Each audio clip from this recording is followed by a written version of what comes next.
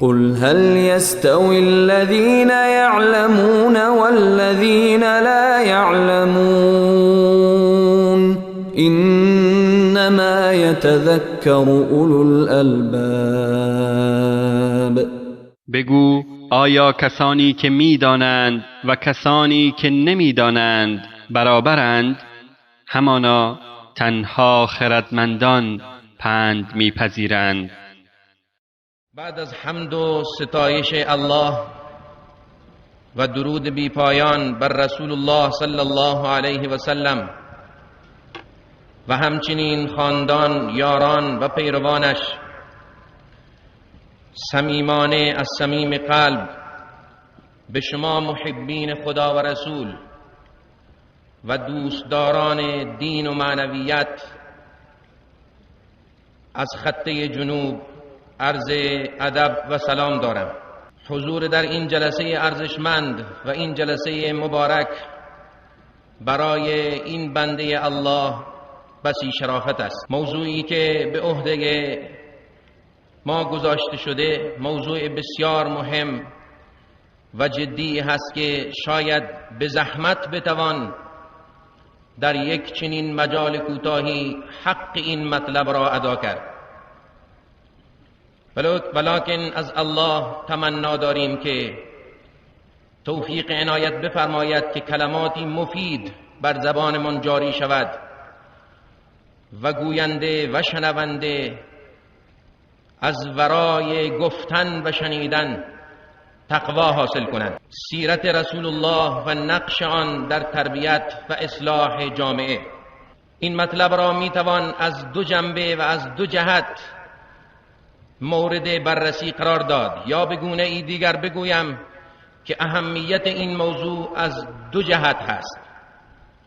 اول اینکه سیرت رسول الله صلی الله علیه و سلم نمونه کاملی از اجرای قانون اساسی است.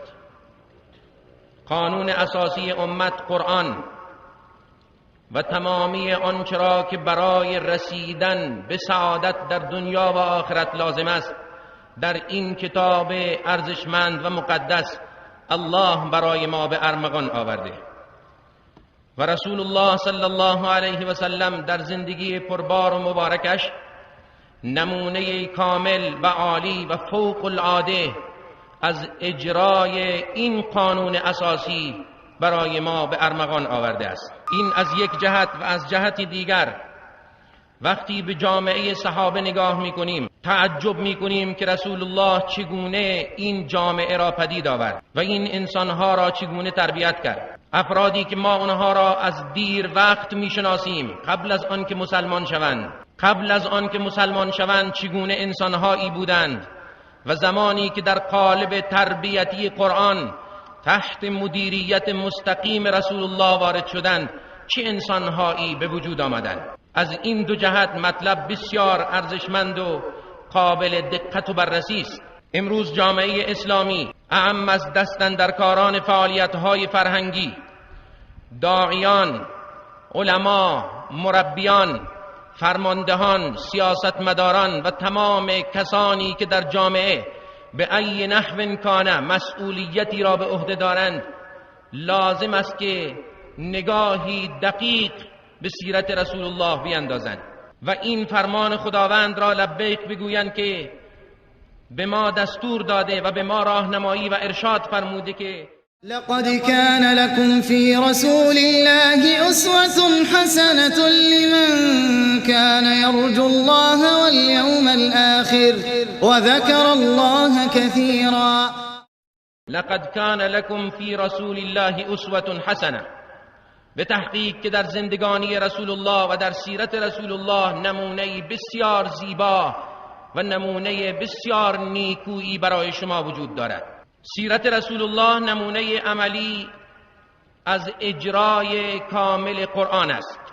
ما امروز در جامعه اسلامی از نکته‌ای رنج میبریم که باید در این مجال کوتاه به اون مسئله بپردازیم و اون مسئله این است که بدون توجه به چگونگی اجرای قرآن توسط پیامبر اعظم و پیامبر اکرم هر کسی سراغ قرآن و سنت رفته و با قاعده 2 تا 4 تا میخواهد جامعه را اداره کند و میخواهد که مشاکل و امراض اجتماعی را درمان کند، در حالی که این قرآن کاملا یک بار به نحو احسن به اجرا در آمده است.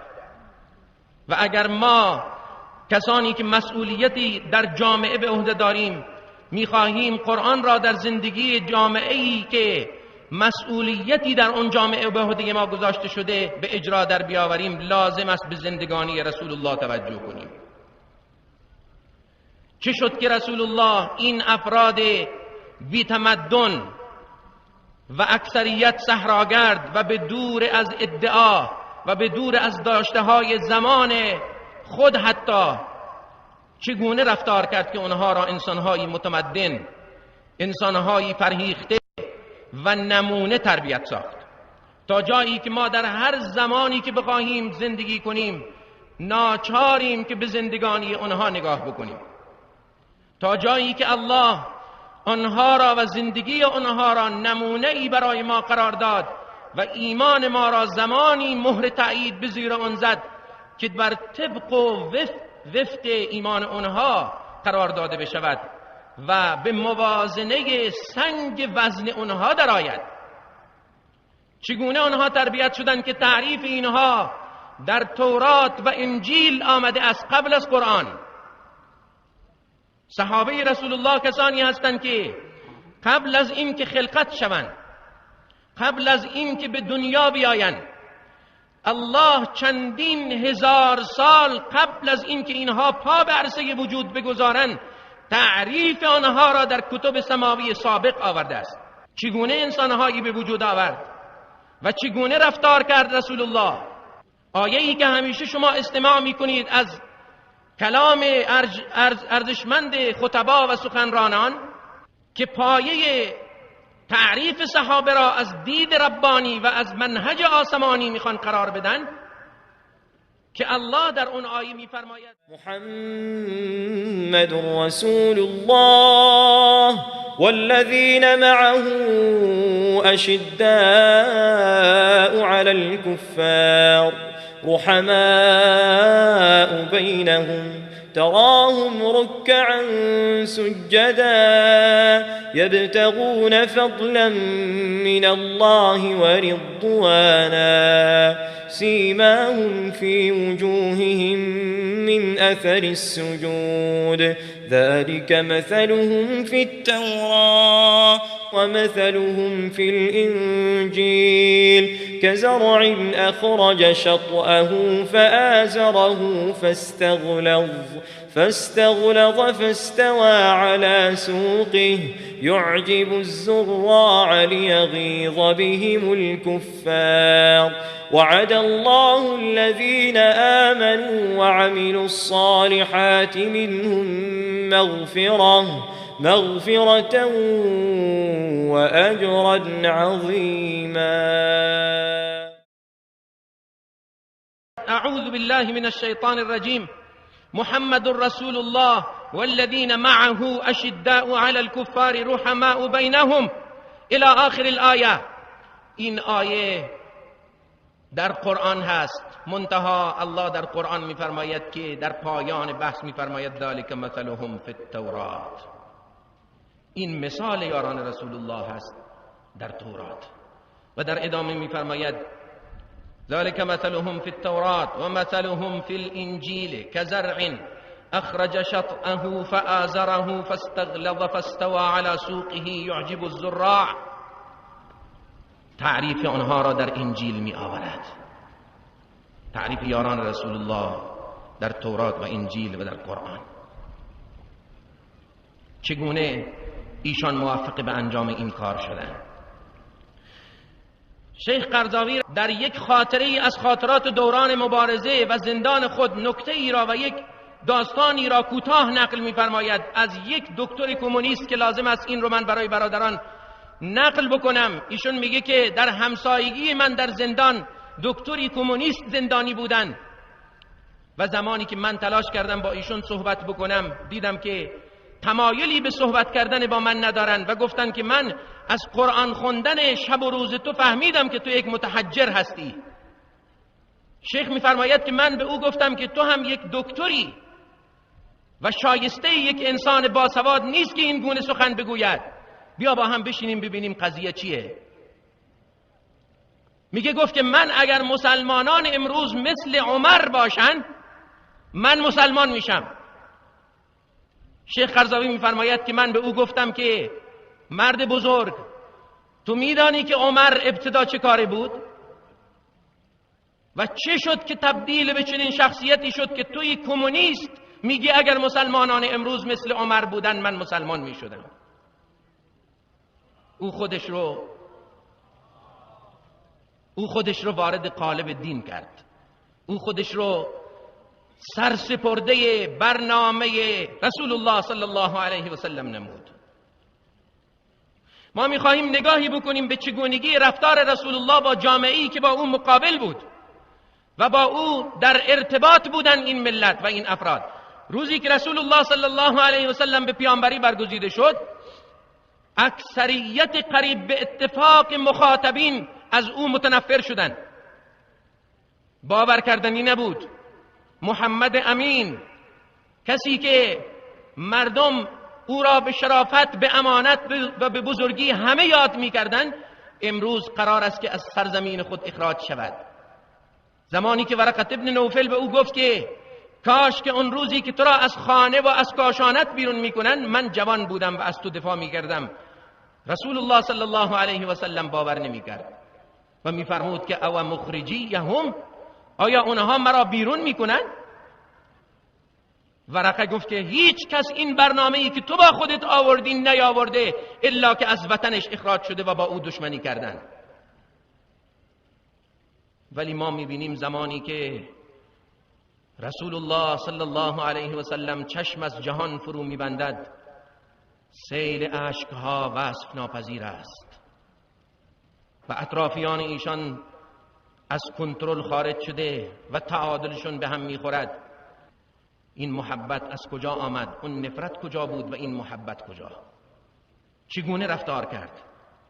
چگونه برخورد کرد ایشان که این گونه نتیجه داد؟ ما میخواهیم محور بحث خود را بر آیه 159 سوره آل عمران قرار بدیم. اعوذ بالله من الشیطان الرجیم. فبما رحمة من الله لنت لهم ولو كنت فظا غليظ القلب لانفضوا من حولك فاعف عنهم واستغفر لهم وشاورهم في الأمر فإذا عزمت فتوكل على الله إن الله يحب المتوكلين. صدق الله العظیم. به لطف و کرم خداوند تو بر آنها نرم شدی که اگر تو تندخو و سنگ دل بودی از دور و بر تو پراکنده می شدند. آنها را ببخش و برای خطاهای آنها استغفار کن و در موارد و مسائلی که پیش می آید با آنها مشوره کن و زمانی که در کاری تصمیم قطعی گرفتی بر خدایت توکل کن که الله متوکلین را دوست دارد. اخلاق و نرمخویی رسول الله صلی الله علیه و سلم یکی از اهرم‌های قدرتمند ایشان در تربیت جامعه‌ای که مقابل ایشان قرار داشت. داستان طائف را بارها و بارها شنیده ایم.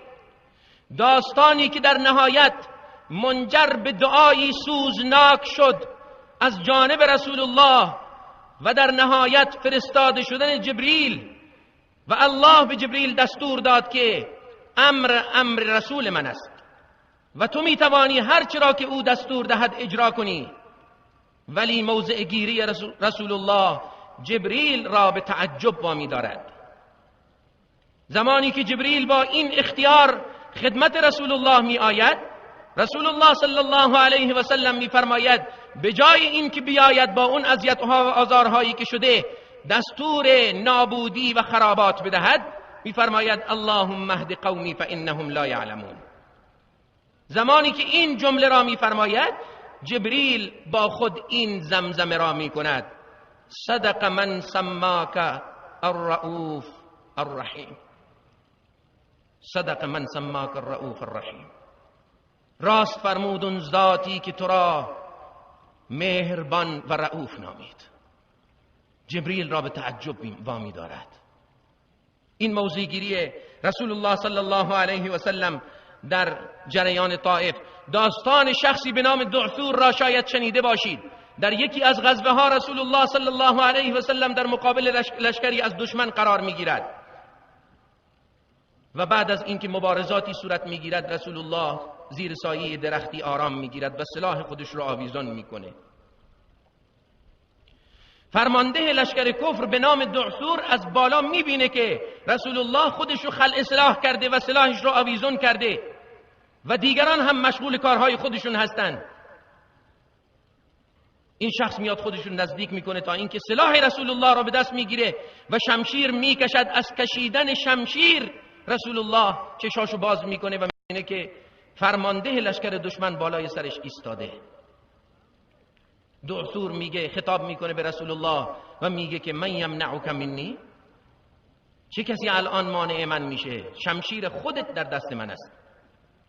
و رسول الله صلی الله علیه و سلم بدون اینکه هراسون بشه، بدون اینکه عجله بکنه، بدون اینکه بشینه، میفرماید الله.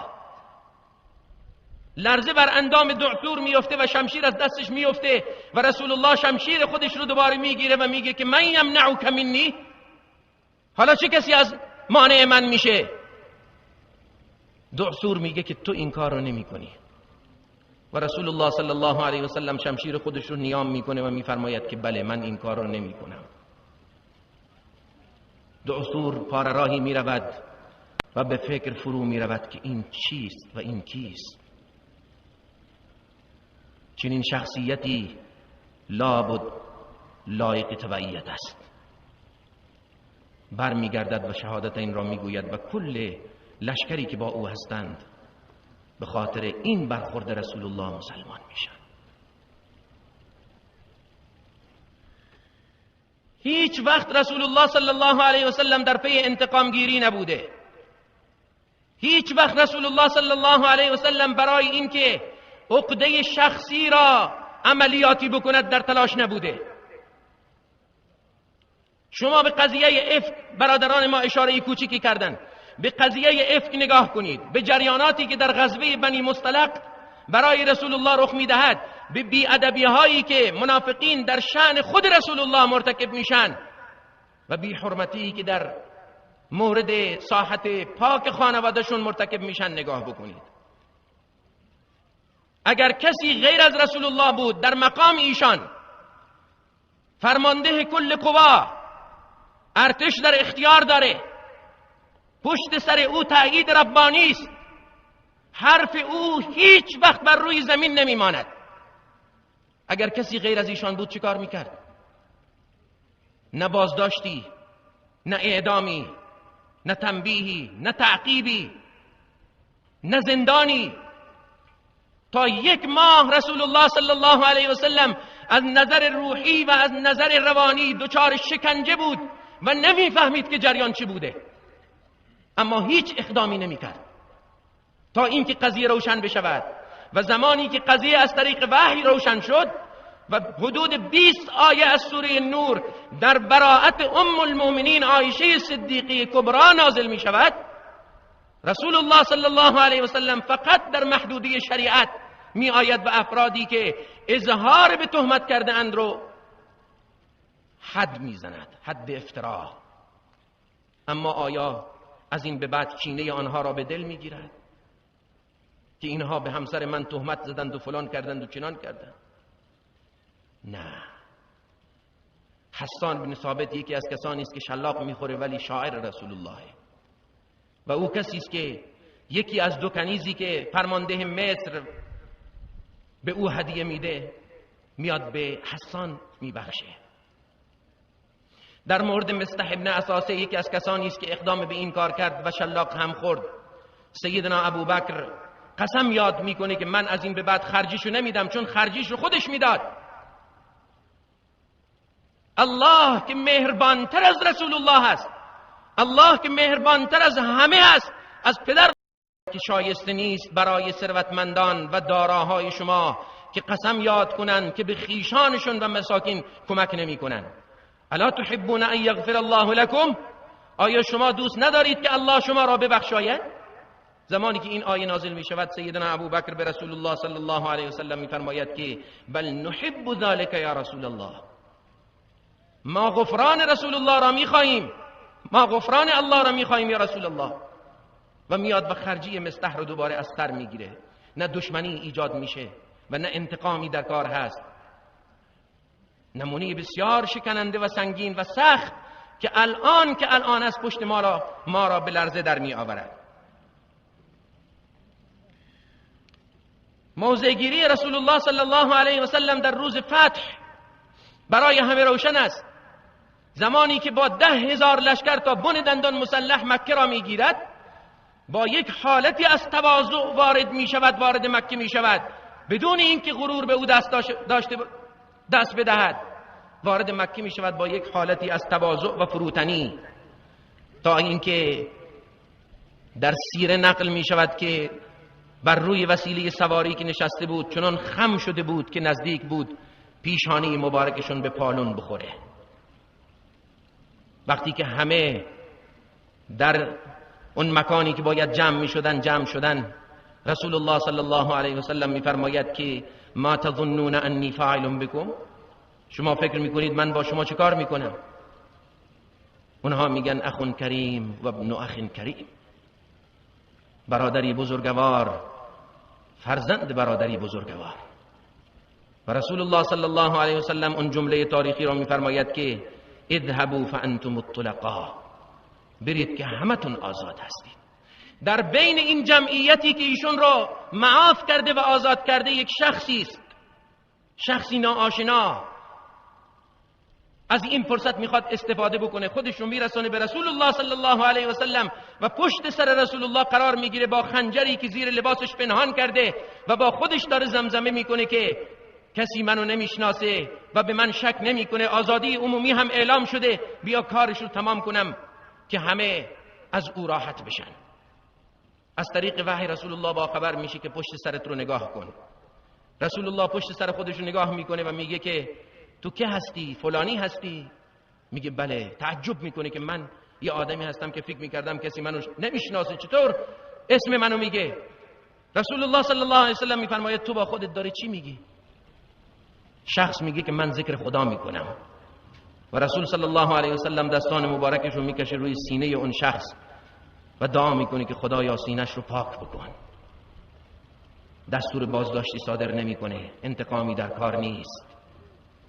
این گونه رفتار کردن است که صحابه ای را تربیت میکند، جامعه ای را تربیت میکند که ما امروز لیاقت سخن گفتن در موردشون را در خود نمیبینیم. ما چه بگوییم از زندگی رسول الله؟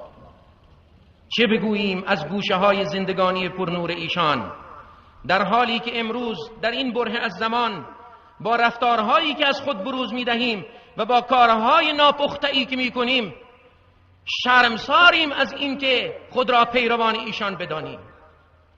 ما نه تنها از خود رسول الله شرمساریم، بلکه حتی از اون زن دیناری هم شرمساریم که در احد زمانی که خبر شهادت رسول الله به گوش او میرسد سراسیمه خارج میشود، به طرف میدان میدود، به او خبر شهادت شوهر و پسر و شوهر و برادر و پدرش میدن، ولی توجه نمیکنه، همینطور سراسیمه به طرف میدان میره و از احوال رسول الله جویاست.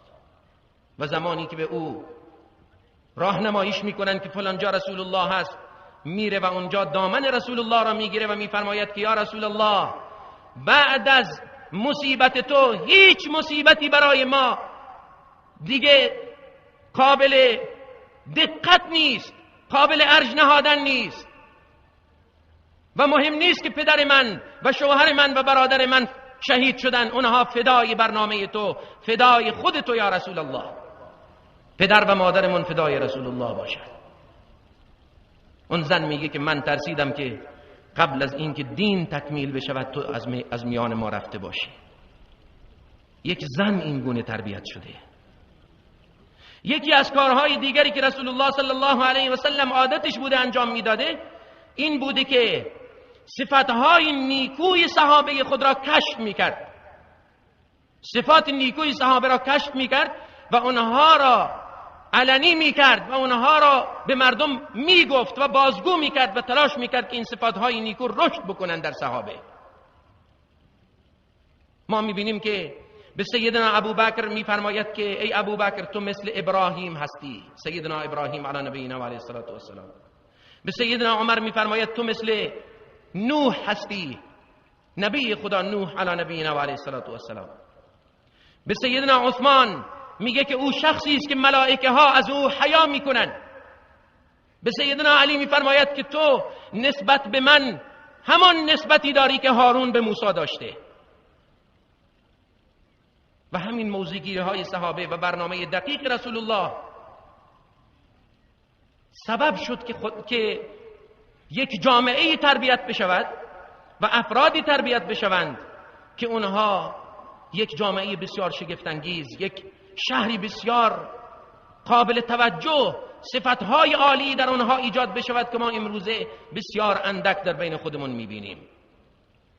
فداکاری هایی رو از اونها میبینیم که تعجب میکنیم این فداکاری ها چگونه میشود که در یک سرباز ایجاد بشود.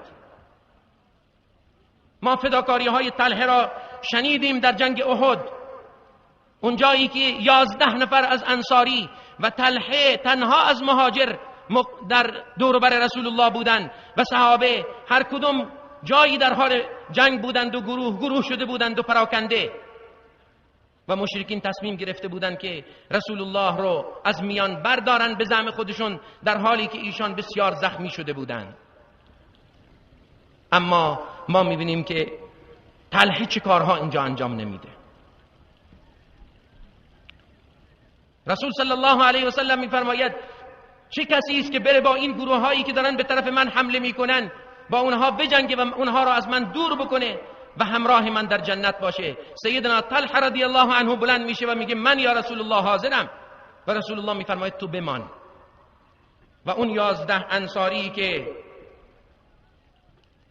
در کنار رسول الله هستن یکی پس از دیگری میرن و میجنگن و شهید میشن و در اثنای جنگیدن اونها و تا شهید شدنشون سیدنا طلحه فرصت پیدا میکنه که رسول الله رو یه ذره در دامنه کوه بالاتر ببره در حالی که خود رسول الله توان بالاتر رفتن نداره، تا اینکه هر 11 نفر شهید میشن و سیدنا طلحه خود تک و تنها وارد میدان میشه و با گروهی از کفار میجنگد، خودش میجنگد. بعد از اینکه اونها رو متفرق میکنه میاد و رسول الله یه ذره بالاتر میبره، باز اونها میرسن، دوباره میره میجنگه. وقتی پراکنده میشن برای بالا بردن رسول الله اقدام میکنه و همینطور رسول الله رو به دامنه کوه بالا میبرد تا جایی که اصحاب میگن وقتی که ما تذکره روز احد را میکردیم به خاطرمان میآمد که اون روز طلحه بود. چگونه است که یارانی تربیت میشوند که زمانی که سردی شمشیر را بر فرق سر خود احساس میکنن، به مانند سیدنا علی رضی الله عنه و ارضاه، زمانی که سردی شمشیر را بر فرق مبارک خود احساس کرد فریاد زد که فزت و رب الکعبه، قسم به پروردگار کعبه که من رستگار شدم. انتظار میکشد شهادت را. فزت و رب الکعبه، به پروردگار کعبه قسم که من رستگار شدم.